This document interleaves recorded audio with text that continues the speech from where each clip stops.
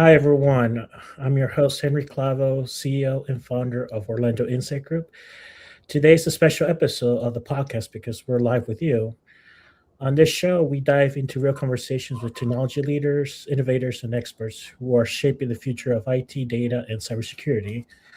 And our goal is simple: is to bring practical insights, real-world strategies, and expertise perspective to help you make smarter decisions and drive stronger results for your business.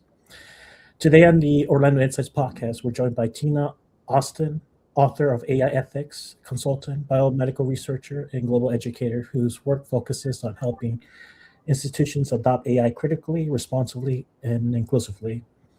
Tina brings a unique perspective shaped by both science and global experience, having lived and taught across three continents and traveled to more than 40 countries. She approaches AI adoption through a cross cultural lens that connects technology, governance, and the future of education.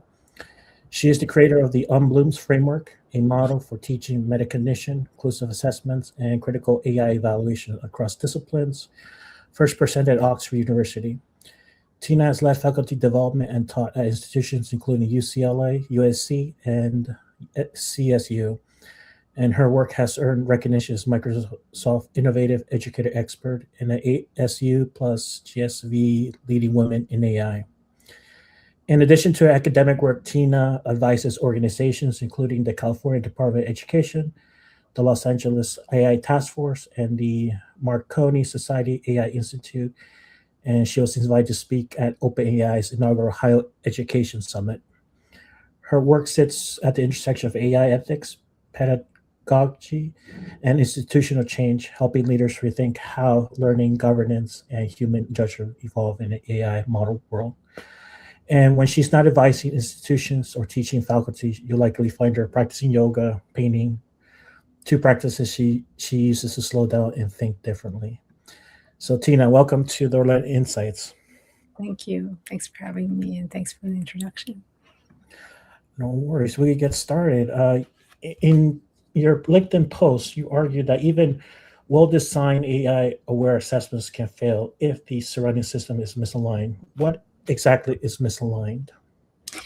Absolutely, yeah. So when we say we want to improve critical thinking, we have to have an alignment between what we value and what we reward. We want critical thinking. We want students to be curious, but the system still wants grades. They want the output, and we want to grade the thinking. So my whole framework with UnBlooms is to have educators and instructional designers redesign their assessment so they're rewarding the thinking, but the system still wants grades. The students still need grades to get into grad school and med school and other schools and for example, show that they have a good GPA. So the real issue sometimes isn't just about the cheating or academic integrity, but really the incentive structure of higher ed that still measures outputs instead of thinking. And with that, what are the challenges? What are I guess, the barriers to changing this thinking? Like, I could use ChatGPT and I'll get a good grade, or I'll get a nice pat in the back when I'm do good at work. But what does it take to change this kind of thinking? Because it's like introducing a calculator into a classroom. That was the discussion in the past. Now it's introducing this AI technology. Yeah, great. That's a good question. I would say, again, there's the cultural issue that we have to face at institutions. Sometimes the mental model of what we really value in institutions and teachers are still grading output, like I mentioned, on Canvas and other places. And we see that happening with AI is not just like, well, the technology is advancing. There's always a new tool. There's now AI agents, and these AI agents can go in and complete your assignment for you. But the problem is that they're not always like aligned with what the student understands in the classroom or how humans think. So one of the things I do with my framework is Hmm. I redesign assessments so that agents can't easily like go in and complete them for you. So the part of the class is participation based. Part of the class is you draw things and you submit them, or you evaluate AI outputs. That's one of the metacognitive scale that steps that I was talking about. So students will be able to reflect on their own output versus an AI output. And AI is not a really good evaluator of AI. So I've had my AI agent interact with a custom bot, and it still didn't do so well. So I really want to encourage more instructors and professors and colleagues to really think about the alternative ways they can do this. And it really, I think, is an opportunity in the age of AI to revolutionize thinking and education. And that's what I think. And when you were developing, how long did it take you to develop the UnBlooms framework? And how did you come up with basically what I'm trying to say is you developed the framework. What other ideas or what other influences got you there to create this framework? Love this question. And actually, you might be one of the first people that asked me about this. So I actually developed it first before giving it a name. I Mhm. always, like, since the dawn of ChatGPT, before generative AI came out, I was doing AI work. I was talking about AI ethics, and then ChatGPT came out, trying it out in my classroom the same week. And we were really thinking about ways to use it beyond like just getting an easy output. We were immediately trying to compare what the result is versus what I teach in the class and having students evaluate it. So from the get-go, we were having people evaluate the output and realizing, oh, this is wrong, and this is why we need to learn things in the classroom, and this is the value of an instructor. And I remember back then, in our syllabi, faculty were encouraged to have Bloom's taxonomy in their syllabi. It looked cool. It had that rainbow structure, that nice little pyramid, and that's how you would put in your like learning outcomes. And I was also an instructional designer at the same time. I was a professor at one school, and I had to like develop learning outcomes for each course based off of Bloom's taxonomy. And then the same month, I was also doing a talk for Harvard Med, and they were like, how does this look like with Bloom's taxonomy questions in mind? And I thought, why is everyone so focused on this right now when AI has come along and completely turned this thing upside down? So on the topic of turning it upside down, I saw some colleagues in the writing department, they were saying, well, maybe the solution is we just reverse Bloom's and we just turn it upside down. So we sort of starting with understanding, remembering, and going up to create, because AI can already create things. We turn it around and we start with AI output, and then we go all the way to understanding. And that sounded very simplified for me in STEM. And I felt like there was a need to completely tear it apart. And that's why the word unbloom came apart, which is like undoing the way we've learned things with Bloom. And Bloom's himself never said it needed to be a triangle or a pyramid. So I kind of put everything together, and then it wasn't until a year later where I called it UnBlooms. But we were doing that the whole time, and I was teaching that in my faculty workshops at the same time. And yeah, that's the story. Did you trademark it so no one can lay claim to it?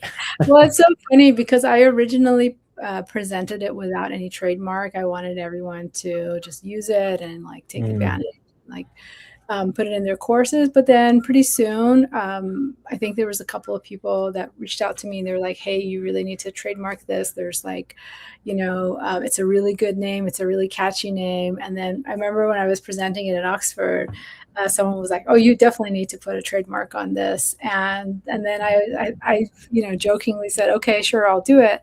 And then I realized, oh, wait, there's some people with like massive following, like 250K following, that were like taking the framework and they were slapping something else on it, but they didn't get the full details. Like they just got the gist of the review. That's why the first time I presented it, it was just the slides and it wasn't the in-depth, like how do you actually solve this problem in the classroom? So eventually I was like, okay, I need to trademark it, even though I'm not like making whatever. The idea was, hey, this is a framework. Don't copy the name, but feel free to use like the concept. And that's what I do now is I've assigned some UnBlooms ambassadors to schools, go and teach it, or sometimes I talk to schools. I do keynotes and workshops, and yeah, I think it's good to have it develop and turn into something more. And yeah, I'm excited for what's to come. Do you have any plans to promote it other than California? Other schools that seem welcoming of AI? Absolutely, yeah. So I've already. So last year I did some talks on the East Coast in New York and Mhm. Missouri, and this year I've invited to do a bunch of talks in Texas and Milwaukee, and there's like 5 other schools. There's a lot of demand whenever I explain it, and then overseas, I've already presented it to some schools in the UK Mm. and Europe as well. I'm working with some colleagues in Switzerland and Austria and some actually in Africa. And I also presented it to some folks in India. So it's gone global. It's like in more than 12 countries right now. But my goal isn't right now to like expand more than it is to just really develop it and show better ways to instructors so they won't feel overwhelmed by agents or the next big AI tool that comes out, because you really have to lean into AI's weakness in order to understand humans' strength. And that brings me to the most important process over product.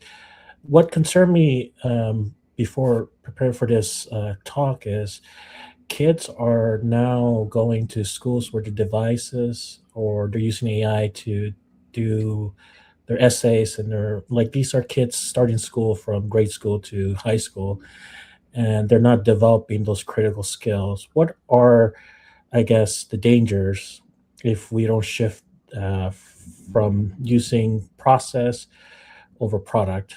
How do you have any insights into that?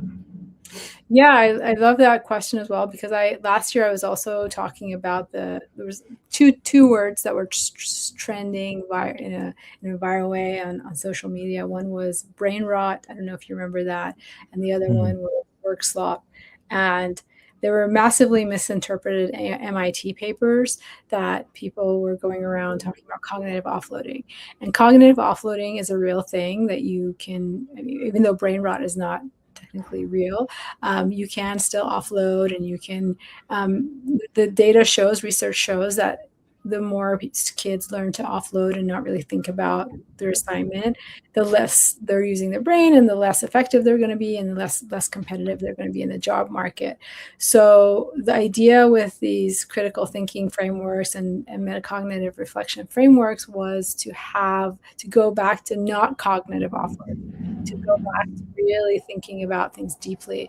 And I think I just posted about this yesterday, where also we're seeing that in the job market, where there's a rise of jobs that they need people to become more critical thinkers. Before it was just prompt engineering or just being able to create good outputs, but AI can already do that. So we really need to differentiate.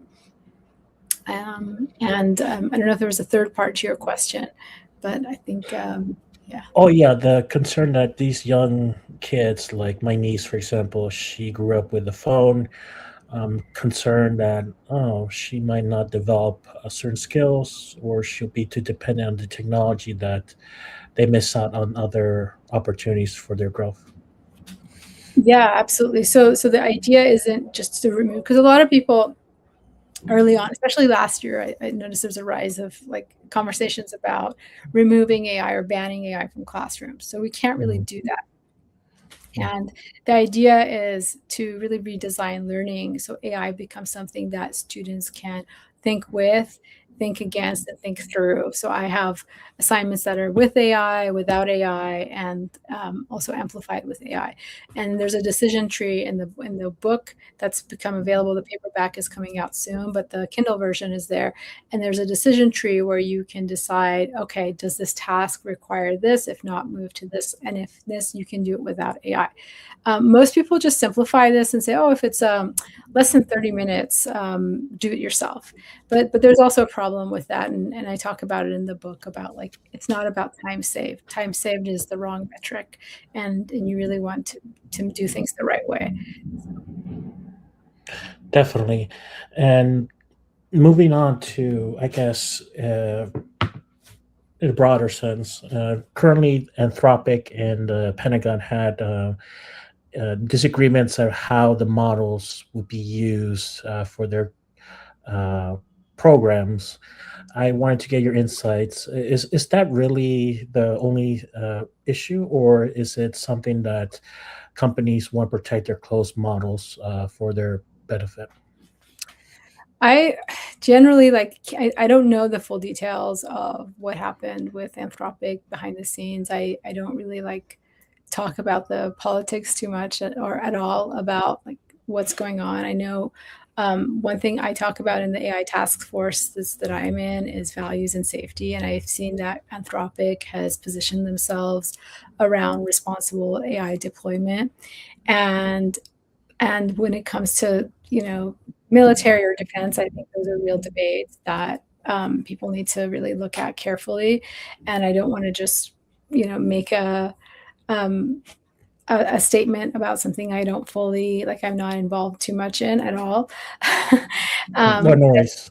yeah, yeah. But I think that um, the frameworks for responsibility are evolving right now, and companies need to make sure that they're not creating technologies that can um, be used in ways that we can't control. As you saw, I made a post about again, if a tool is not reliable and the company is saying it's not reliable enough to be used in a certain way, then it's important that we pay attention to that and not obviously use it as if it's like perfect, because I'm sure you saw with the car wash example, right, as you're nodding, that we can't rely on AI without the human in the loop.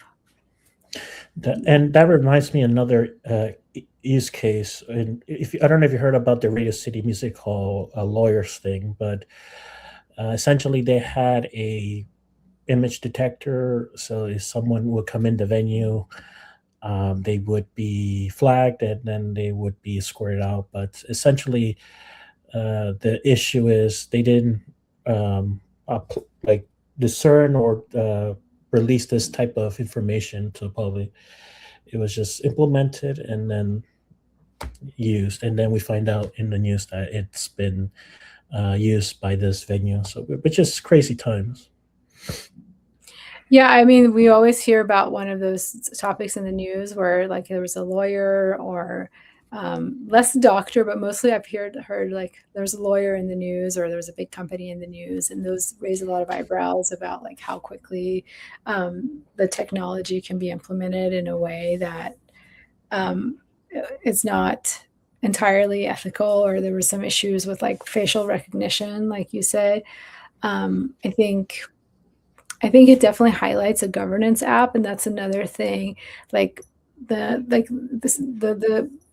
let me rephrase this. So AI governance has become increasingly important, and what you just highlighted goes back to that issue with governance. And when I'm in discussion with colleagues in Europe, we're also trying to figure out what kind of guidance can we create or put together that we can get consensus from everyone around the world, because people in like certain countries would want it to be more restricted or less restricted, and um, there's not always agreement on that.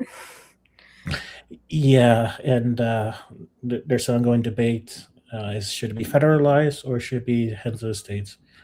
But that's a topic for another time. But I'm curious, now that we have AI to produce essays, images, how do we rebuild trust again in thinking? That's a really, really good question, because AI images was something we've been talking about like since day one. They still have like even now, if you go to Gemini, and you ask for it to label something scientific, more than likely it's still not there yet. I think it requires shifting what we value and what we verify.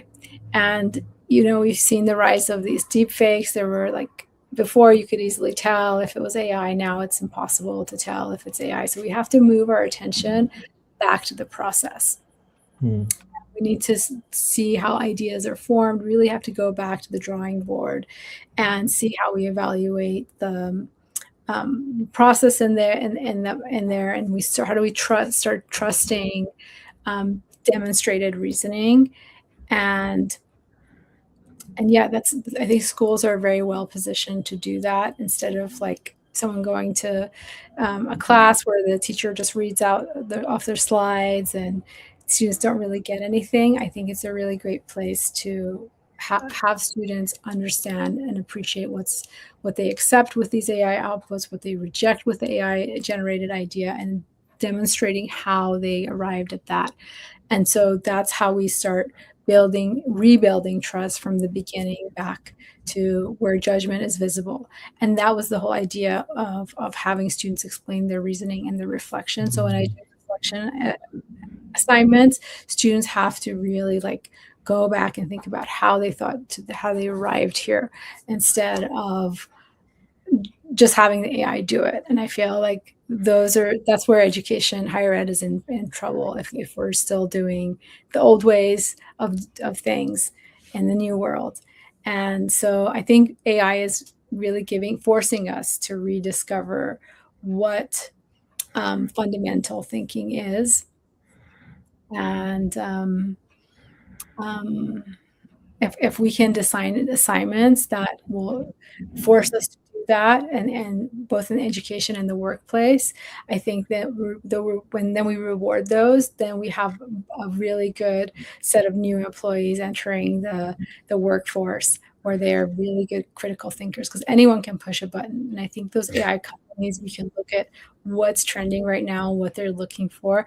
You can see the shift already. And I feel that sometimes they're ahead of the curve in terms of like knowing what the market will want. So, yeah, it would be the change in incentives, as well as the new generation coming into the workforce, adopting these new ideas. And if the universities get their priorities in order, I think, yeah, it could be beneficial to society.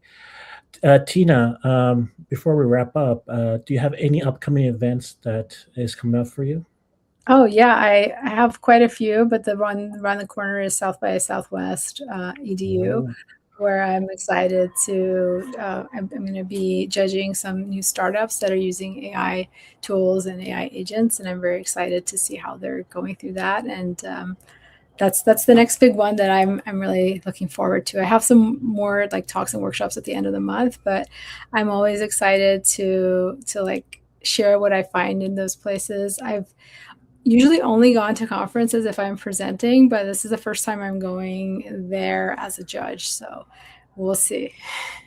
first time Should in be Austin, I take it. no, not first time in Austin. I've been to Oh, Austin before for um, Austin city limits, things like that, but I haven't really. But yeah, this one should be interesting. So. very cool, very cool. And the book, and a book that you mentioned earlier. Can you also provide information so our viewers can take a look? Thank you. Yeah. So if you go on Amazon and you type in UnBlooms, it should be the first thing. And it's the first part of a series. So it's right now just a workbook where it will have practices so it can guide you through your thinking and redesigning assessment.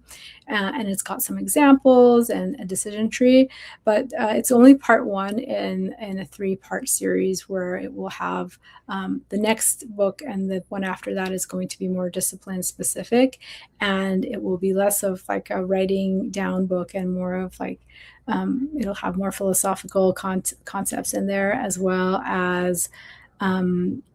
more up to date. So right now this is more of a generic, applies to everyone, and then Mhm.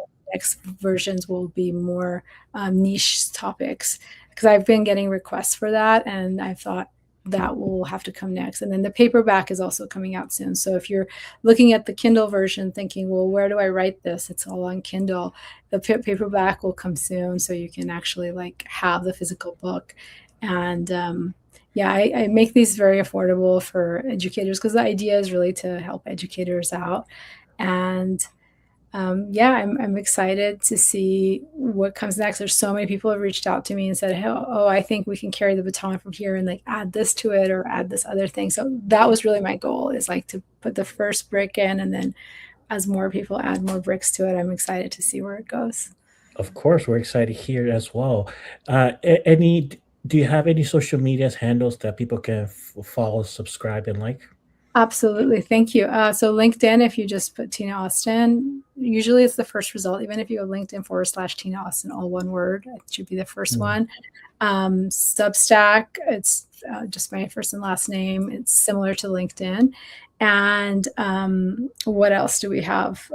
Oh yeah, my email is Tina Austin. So it should be really easy to find. And then there's also my website, which is my other website, which is Gainable, which is my company where I'm talking about, where I'm helping others with what's actually gainable, GAI. That's where that comes from. So does it apply there or not? Because a lot of people will just say, just apply AI to it and it should work. And we know that's not how things really work. And everything is trying to be AI powered, but it shouldn't necessarily be. So that's where the idea came from, and I'm building that. So that's We would love to have you come back and talk about that next part. I think people will be interested and invested. So, Tina, we'll be looking out for that. Thank you very much again for inviting me and having me on your show. And I'm also looking forward to connecting with more people. And thanks again for having me. No problem. This wraps up our latest episode of Orlando Insight Group. To follow more with people like Tina Austin, follow us on Orlando Insight Group at YouTube, Spotify, and our LinkedIn. So, you guys have a good night. Take care. Bye. Thank you. Thank you. Take care.